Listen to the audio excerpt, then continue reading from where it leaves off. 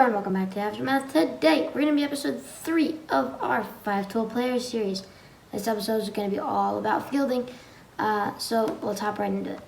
So, the stat we're going to be using today is going to be fielding percentage. Now, the way fielding percentage works is it's similar to batting average in the way that it takes the errors, the mistakes they make, and stuff like that, and it subtracts it by the plays that they have made, or it averages that of the players that they have made, and it comes out with a percentage that's going to look much higher than the batting average, but it is roughly the same idea.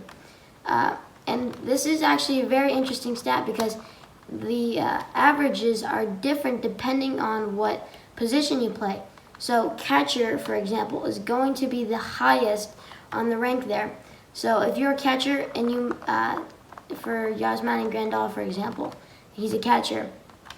He had the most errors in all of baseball last year with over 1,000 errors last season.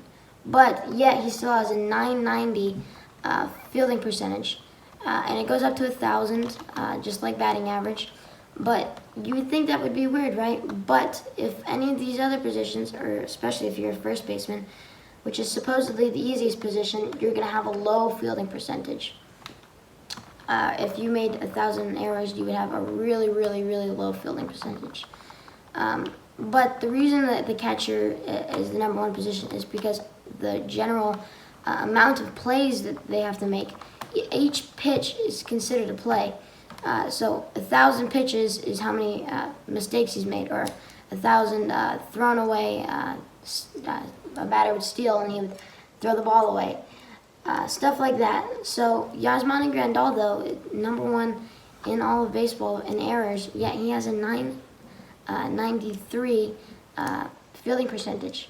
So I just think that's very interesting, and we have a few other players such as Mike Trout and Pete Alonso and Matt Chapman on here. Matt Chapman being Gold Glove winner and Mike Trout being an absolute 5-tool player.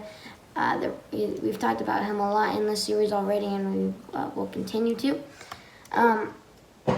But I think fielding is a very important stat. Not stat, it's a very important thing that you would look into in a player. If you don't have good fielding, you're still okay. You can still get drafted to be a DH and stuff like that. But Vladimir Guerrero Jr., he's not an amazing fielder, yet he can hit, but everybody wants him. But Mike Trout, everybody wants him, of course. If you could get Mike Trout, if you had the opportunity to, you definitely would hop on that opportunity.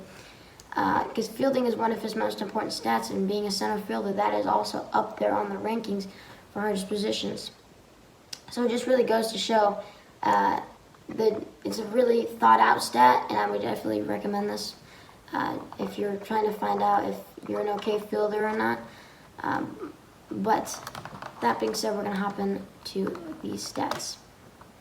Now, Mike Trout's got a 987, which may sound bad, but it's pretty good for a center fielder. That is one of the more difficult positions to play, and it's easy to make an error out there.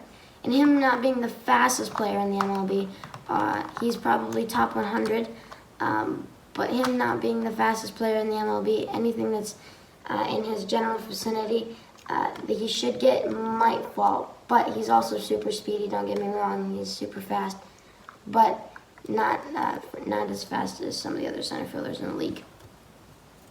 Then there's Pete Alonso. He's got a 990, which a first baseman, he makes any mistake, that's going to cut down on his position, on his stat really low because of how many fielding positions he gets.